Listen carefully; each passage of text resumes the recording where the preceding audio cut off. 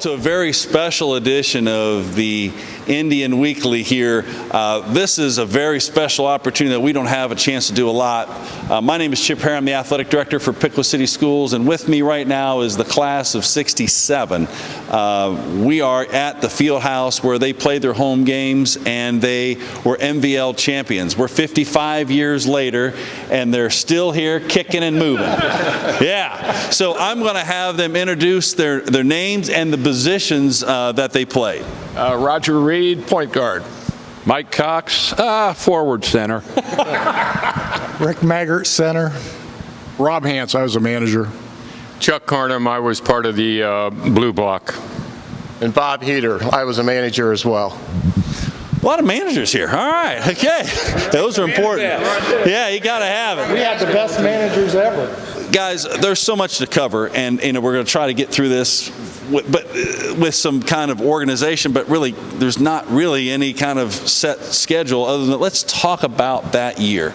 Bill Kennan was your coach who just got inducted into the Athletic Hall of Fame just a few years ago. He was a big part of your success. I've heard you guys say that all the time. Huge. Why is that? Why do you feel that way? He was just a great coach. You know, he had us playing, we played a really tough matchup defense, and we had some shooters, and he was just a great coach. He worked us to death. Mike, I've heard you say a lot about Bill. There was no one that knew basketball better than him. And it's amazing that other coaches, you would overhear them, what kind of defense are they playing? Because he was way before his time. Right. It was a matchup zone, man-to-man. What is that? It's what he taught us to do. We all knew what those terms were. He was kind of ahead, like you said. Absolutely, absolutely. Yeah. What about you for you, Roger? Yeah, so he was a defensive genius. He had coached at Springfield Central Catholic, and Wittenberg played that matchup zone, and he had picked that up from Wittenberg and brought something to here that nobody else had seen. And he was so smart that once in a while, as a point guard, he'd say, "We're going to go to a man-to-man every once in a while," just to totally confuse him. So he was unbelievable. We had to work hard to get him to smile, though. It took a lot of victories to get that guy to smile. So he was pretty serious, but outstanding coach that totally turned the game around here. Well, one thing I do know as a basketball guy, coaches really have a real huge impact on the game and have an impact on on the rhythm of your team, but also the mojo and your chemistry amongst one another. And championship teams, which you guys were, have to have good players. They have to have good coaching, but you also have to have a little good luck along the way. For sure. So I want to ask you guys, I know there's a lot of questions about, we talked about coaching, and I'm sure his name will come up again. Talk about a game that might have been a little bit around luck. For one thing, this doesn't do with the game, but we had a rare season. We had, 11 seniors? 10 or? Kept all the seniors. Yeah, we only had 2 juniors on the team, which was like the first time he ever did that. So we had the chemistry. We'd all grown up together. Well, you talk about, and I'm hitting the luck because I'm trying to get to a game in particular where we might have been a little lucky to pull one out. Beating Bell Fountain the first time was a pretty big thing, though. I'd have to say that. What happened to Bell Fountain? I'm trying to remember. Yeah, they were tough, yeah. But I know they, from a talent standpoint, they were probably figured to win. And I think they were shocked when we beat them here. And then they got us up there. But I thought that was one of the games. Also, Troy had some real talent on their team. I think, was Buckaloo still on that team? So they had more talent than we did if you looked in size, but we whipped them. Yeah. And so that was, but I think Kennan would tell you, and you'd know this as a basketball guy, you could play defense every night. So your offense is going to come and go, but defensively, I don't think there was anybody close that way. You're right. I think defensively, you're always going to have a chance. If you're playing a game, tonight our basketball team was going to Sydney, and they're playing the #1 team in the league, and our coach said to me this morning, if we can play well defensively, we'll have a chance to be in the game. And if our offense is there, fantastic. If it's not, hopefully the defense keeps us in the game. Sounds like for you guys, defense was a big part of your game every game, and it was a thing that he really focused on. Would that be fair to say? Oh, yeah. Well, yeah, and being the only non-basketball player here, I think the cheer squad over there, the guys that sat over there and gave the opposing players all sorts of grief and crap along the way, it was good. But one thing about Coach Kennan, he was my line coach in football. And after football season, I always kid him. I was going to go out for basketball, and he said, "Carnum," he said, "you're no good at basketball." He said, "Just forget it." So every year he gave me that line right after football. But he was a great coach, football and basketball.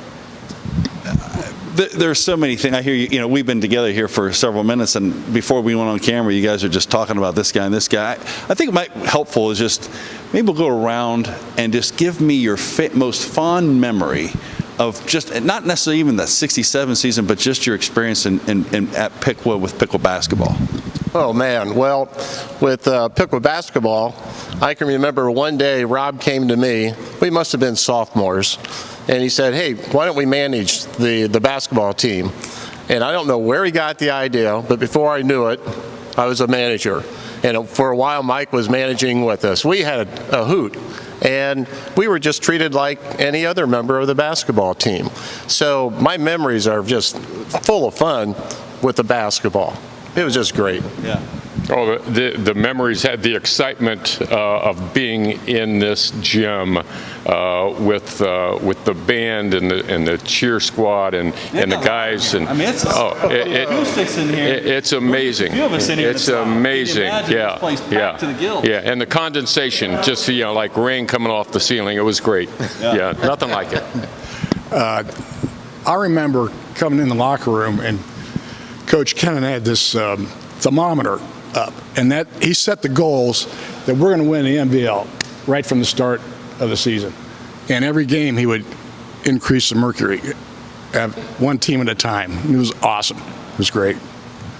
Yeah, well, it was an electric atmosphere here. I mean, you can imagine walking in this place just jam full of people and loud, and it was a great place to play. But Kennan he wasn't just a coach. He's a character builder. You know, he taught you life lessons that that you took throughout the rest of your life. It wasn't just basketball.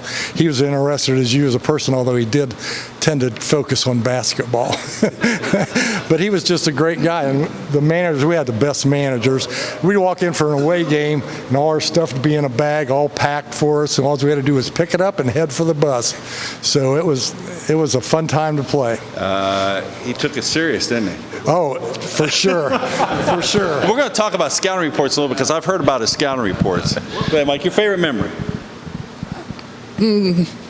There's a lot, but I think the one thing that always impressed me was you knew when Coach was really upset. He would take his foot, and I don't know whether they were 12 or size 14s, that he'd do one of these things. Yeah, that's right. Everybody, yes, sir. I mean, he got your attention just like that. Yeah. And all it was a drop of a shoe. Amazing. I think Chuck started talking about the atmosphere here, the home court advantage. They would always have, we'd run through, what was it, like a paper thing, and the pep bands going, the people, and just to break through out of the locker room down and out onto the floor, that's a fond memory to me. Super exciting, and we had probably the biggest home court advantage here in the pit of anybody. With the wall around the place, and we came out of a tunnel down there. The tunnels were on either side, and you were standing in the tunnel, and then you ran out into this atmosphere, and it was just, wow, the pep band playing, the cheer club yelling. It was, but I can remember Kennan, timeouts, he'd draw all the plays out on the floor on chalk. You didn't realize that wall up another 3 foot? Yeah. I mean, it made the court. Yeah, it made the court. Yeah, it was that high all the way around. I mean, you were in a box. Like 7, 8 points advantage to us, and there's not much room behind the basket either. And when the teams were at the end, so you didn't have any room under that basket. So it was a pit. Let's talk about the pit. Let's talk about the field house. We've talked a lot about Coach Ken. I I feel a lot of respect for him that you guys had, and I certainly wish he was here. And fortunately, I've had the opportunity to meet him on a couple different occasions, and you can just tell he was special. I would have enjoyed playing for him. Make sure he sees this. Yeah. He'll say, no. Really? I don't know one of them. But the things that I hear from people over and over through the years, and even just recently, my high school coach coached at Miamisburg, was a JV coach at Miamisburg, and he was telling me a funny story about Miamisburg, and this was in the late 60s, and Miamisburg and Piqua were playing, and Piqua just throttled Miamisburg's JV team. And, excuse me, Piqua throttled Miamisburg's JV team. My apologies. And it was the varsity game was had league title implications. I can't remember exactly what the scenario was, but it was a big game for league title implications. And the JV coach, which was my high school coach, which by the way is a Hall of Famer, he's a good coach, he walked into the locker room and the head coach said to him, "Way to warm up the crowd for us there, Larry." Because he said this place was bonkers. It was loud, and you couldn't hear yourself think. And he said, we did no favors for the varsity team because the JV won, and it got everybody riled up. I tell that story because there are people outside of Piqua that feel that way. When you get, I don't know how many people you can jam in here. The fire marshal probably has a different number than what we probably would. People would be standing up there. Oh, they'd be standing up there. They'd be behind the bleachers there. They were all over the place. It was great. So the game started at 7:30. What time did you have to get here to get a seat? You had to be here by the time the JV And people started. People don't necessarily. People come for the varsity game. Oh, But they come for the JV game. Had to. It wasn't any better then. The parking was no different. Oh, yeah, no different. So you might have to, park down the walk, right? Yeah. Yeah, some of us got the chance to park around coming through the fence. had seats, like my dad and Dick Grimes always had seats right over here, so they'd make sure and be here early to get plenty early to get The team was really good because they were the ones that later on won. So they were really a good team. So it was a night of basketball. We talked about electric atmosphere. We talked about how coaching. But what team was it that everybody talks about Troy. Was it Troy? What was the most enjoyable game to play at here? Troy was a biggie. Yeah. Urbana? Bell Fountain. Because it was a challenge. Bell Fountain, we lost our only game of the whole league game, our whole whole high school career. We lost to Bell Fountain the last game here, our senior year. Senior night? Yeah, I don't even remember. Was that senior night? We lost at Bell Fountain. We lost at Bell Fountain? I thought we won there and lost here. It's been too long. Get out the annual. We'll have to get there. It's 55 years ago. All right. Never remember my name. I can't imagine you lost a lot here because of the advantages that you had. Now let's talk a little bit about. I don't think you alluded to it a little bit, Carl, about the blue black, but let's talk a bit about the back and what's behind us. So behind us is a bunch of bleachers that's empty now, but at that time you had. A block P, which was a block P. So talk a little bit about the block P. Who was the block P? Well, we had the girls were the block P. And they were You're not talking about cheerleaders. We're talking about students. students. Now talk about. Wait a minute. Now, people watching this today would never believe this. What's the uniform look like? Because everybody wore the same stuff. Oh, they wore red and blue, our school colors. It was red top and blue bottom. With a block P. I mean, the red. Yeah, it's that blue.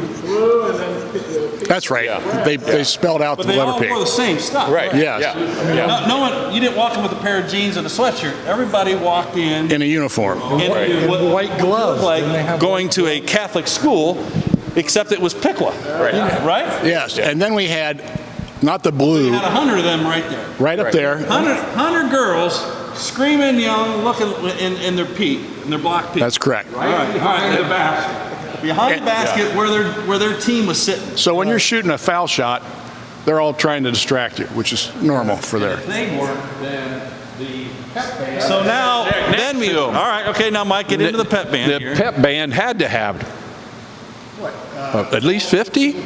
Oh, I bet it was more. I bet it was. That was awesome. It was all. In this environment. So that whole back section is covered with girls with block P sweaters. Pep band. And if any of the students could get in amongst them, they would. Not the block P, though. They wouldn't get in can't get there. that block Oh, P. no. Now, They wore the stuff to school. Oh, yeah. On game. Our lockers. Now, JoJo Mars, who is your sister-in-law, was my longtime athletic assistant before she retired, and we miss you, JoJo. But she was telling me about the pep club and the block P, and that they would come to school. And she said, Chip, that was our job. We took that very seriously. Is that right? Yeah. Oh, yeah. Well, then we had the boo block, and I'm not saying blue. Let's talk about the blue block. Who's the blue? The boo block. Boo block. And their uniform was a hard hat, helmet. Army helmet. And over there, Greg, come on over, and because you were the leader of the boo block. Come on. Come on, Craig. Come on. Come on. There's the guy comes- behind the scenes. He's trying to. All right. Greg Brookhart here. No. Long before the dog pound came to Cleveland, I think we started all that here, right here. We had Army helmet liners, and mine was painted blue and red and just had some obnoxious things painted on the helmet, and most of us wore those helmets. And so today, I will say, when I go to my grandchildren's basketball games and guys are there and they start to get a little obnoxious, it bothers me until I think back, wait a minute. Chuck Carnum and I started all that.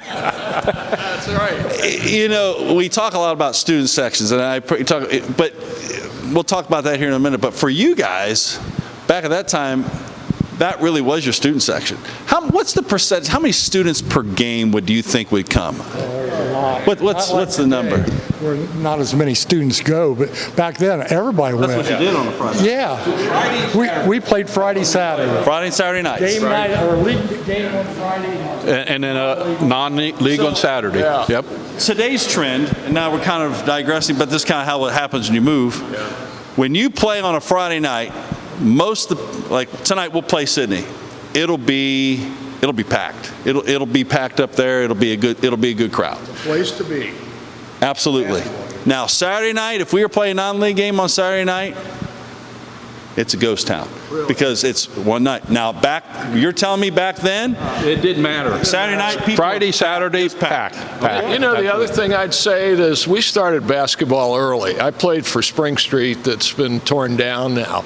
But we knew everybody. The great thing growing up in this town, from 6, 8 years old, you knew a bunch of these folks. And then we got together in junior high and in high school. So the relationships and what we had as a bond and that spirit, I think was something that really drove things. So you talk about something that we in the modern day break it down in 3 words.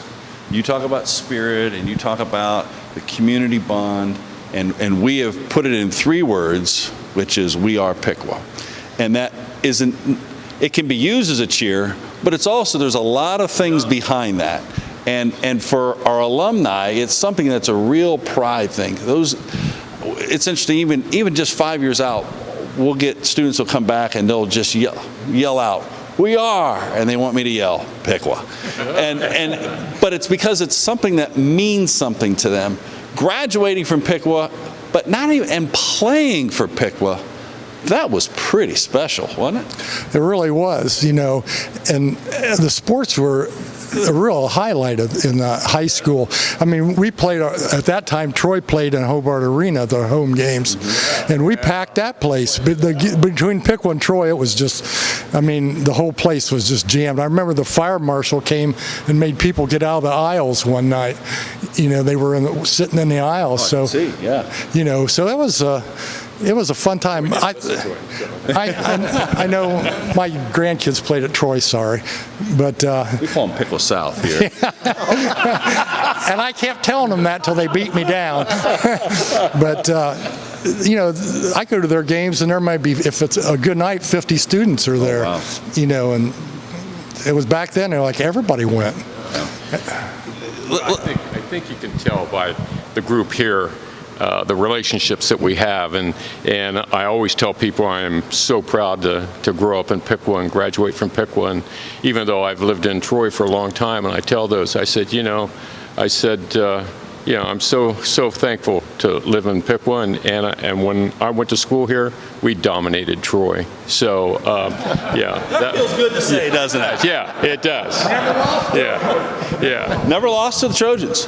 Nope. I want to get this on camera because you said something, Chuck, I just think it's really important.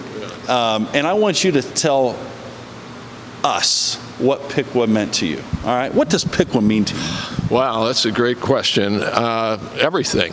I would say that from a value standpoint, any success I've had in life, these folks and growing up in this town grounded me in just a beautiful way. Yeah, that's sweet. Man, I don't know that I could say it any better, Rod. You started out really good. Piqua means everything to me. I raised my 6 kids here, and 17 of my 19 grandkids have gone or are going here. And no, Piqua's just a real special place. And I think it's a place that you can raise a family and do a good job with it. Thank you.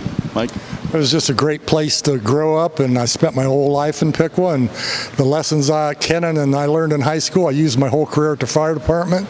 You know, what he taught me, I used every day down there as a team leader and stuff, so just a great place to grow up. I agree with Rick, a great place to grow up, but especially the education we got at the high school, especially. Because we went into, I went to Ohio State, but we went into advanced classes and kicked butt. I could say something with the grades, and especially math. We had a fabulous math teacher. That was Wild Bill Alexander. He was amazing. He inspired you with math. It was really fun. But great place. You're safe no matter where you went in the town, no matter how old you were. I know the old days I used to say, "See you, Mom," and get on my bicycle and be gone and come back in time for dinner. His dad was the city manager. Oh, well, hey, it really had to be good. No, he wasn't. No, the judge, what Judge Kite, wasn't it? Judge Kite. Yeah, I'm sorry I got into his court once. So Dad said, "Don't do that anymore." I'm sure not. I'm sure it didn't happen again. Piqua, I'll say this, Chuck and I are the 2 football players here, and these guys had Coach Kenan as their head coach. Chuck and I both had Coach Kenan as a line coach, but we also had Chuck Asher.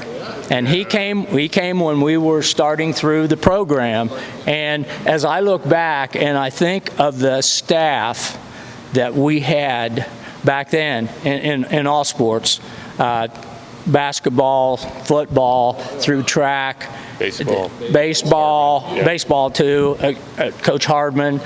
It was just a privilege to go through school during that era. As I look back and think of the staff we had that loved kids and loved passing on their values to us, and I was so appreciative of that.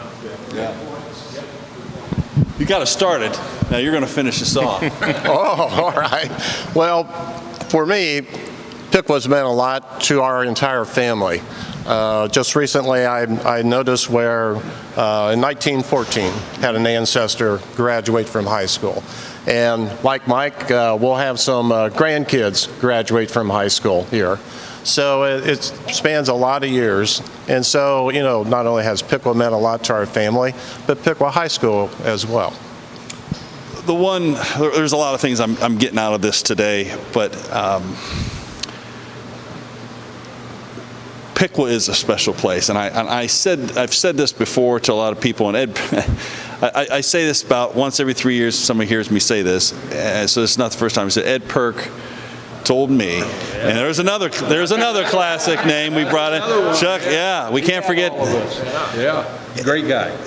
Ed said to me when I took the job, and I'll try to do a little impersonation of Ed. I don't know how good let me tell you something. That sounds just like him. You got the best job in the state of Ohio.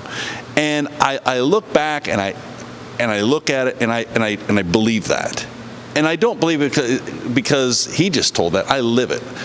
Because this to me is why I'm here. The kids, the people that have graduated, the alumni, you guys have made Piqua what it is. It is no better place to be than Piqua, Ohio. And because of people like you that have done it and come back just to be a part of it in some small way. Some of it's through your family and grandchildren, but sometimes you just come back and you want to see it. But it's the people.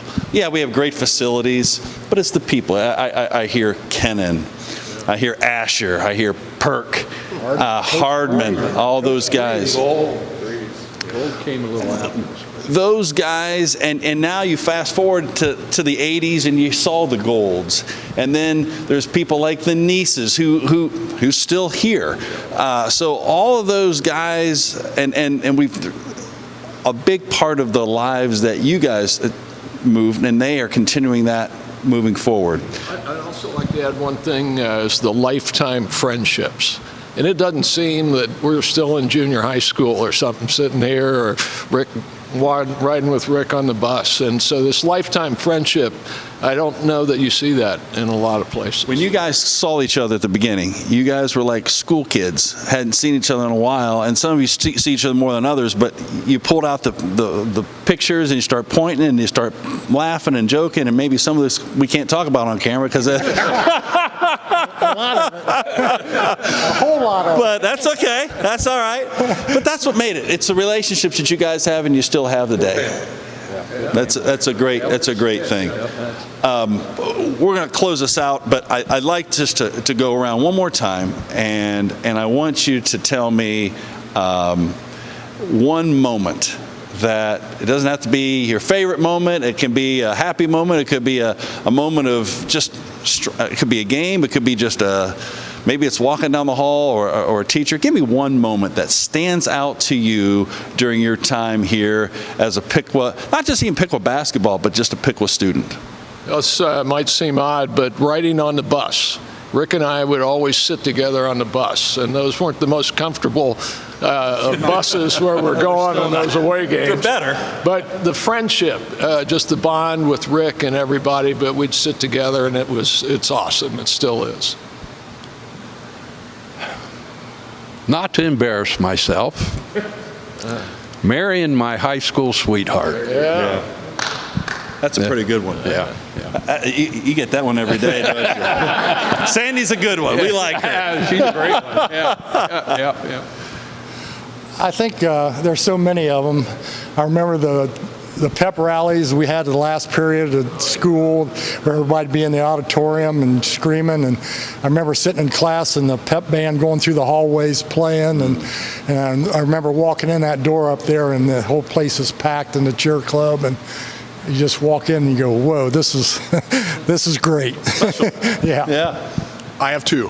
One is senior. Get one. No, Senior day in '67 was fabulous. I hate to say what we did, but anyhow, it was memorable. Yeah, from the beginning to the end. But when Coach Kennan had that one pep rally, and he finished it up with, "We're not going to play no Mickey Mouse," and the place went nuts. And that was, you never heard that from him. It was pretty fun.